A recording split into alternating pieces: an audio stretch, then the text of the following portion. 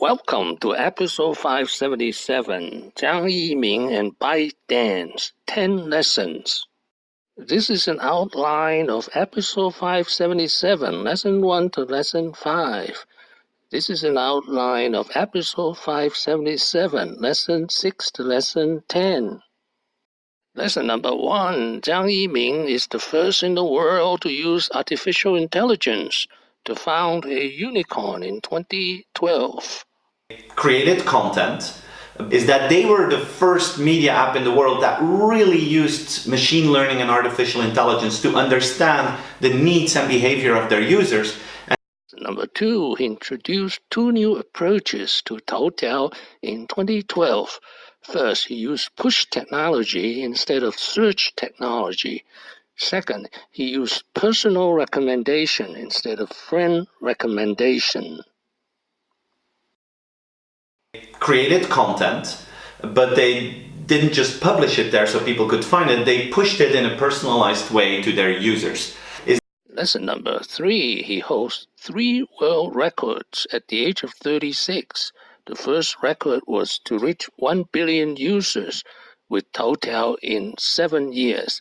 His second record is to reach 1 billion downloads with Tik Tok also in 7 years. His third record was he was the first to reach deca-billionaire in 7 years. I'll explain who is a deca-billionaire. That's someone net worth over $10 billion. Lesson number 4, his monetization model is advertisement. His 2 major hits are Toutiao or BuzzFeed and Tik Tok. In this way, to understand ByteDance is very similar to Google or Facebook. Lesson number 5, innovation using artificial intelligence. In 2016, he was the first to use a bot to write news headlines and commentaries for the 2016 Brazil Summer Olympic.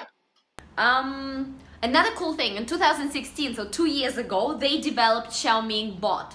So ZhangYiMing is a bot that is able not only to push content to relevant people, but also to write own press releases. During Rio Olympics, this bot actually wrote by itself more than 400 press releases, talking about different matches and different sports people.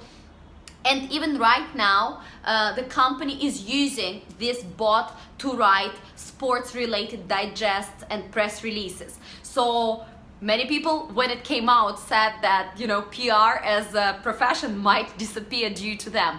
It's not happening yet, but sport reporters are under a lot of pressure in mainland China. Lesson number 6, pay content creator, especially celebrity. Distributing you the most relevant ones. So they had to build a strong network of content creators. Not many people know that when they built this network of creators, they started rewarding them. And rewards included originally, for example, they provided an office space, or sometimes they had a minimum monthly fee that they would give a content creator in order to encourage them to create more content. Lesson number 7, overseas expansion strategy in 2.5 years after he started ByteDance. Its apps are for everything, from news aggregation and short videos to online education. Unlike other Chinese companies, it was thinking of expanding overseas relatively early on. The founder, Yiming, was already talking about acquisitions and hiring from overseas places like the US and Europe, just 2.5 to 3 years into his company's lifespan. 7 years, the company has evolved into a multifaceted empire, spanning about a dozen products. Lesson number 8, fight BAT. BAT is the big 3 internet companies in China, Baidu, Alibaba, and Tencents. And Zhang is unafraid to fight them with lawsuits.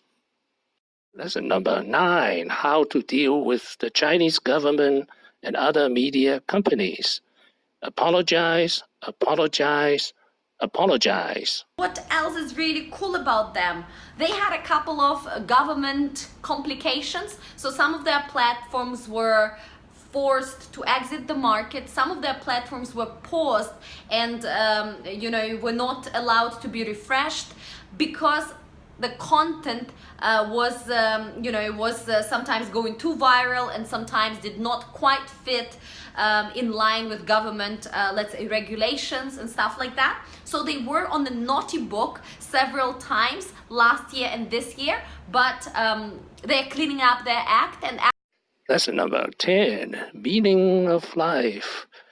First, do meaningful things. Second, do challenging things. Third, be super secretive. 我一直想做有意识、有挑战的东西。ZhangYiMing is a super secretive guy. He got married age 22 to 23. He married his sweetheart in college. But I cannot find a single picture of his wife, children, etc. Thank you for watching. Please subscribe and leave your questions and comments below. Wishing everyone peace and prosperity.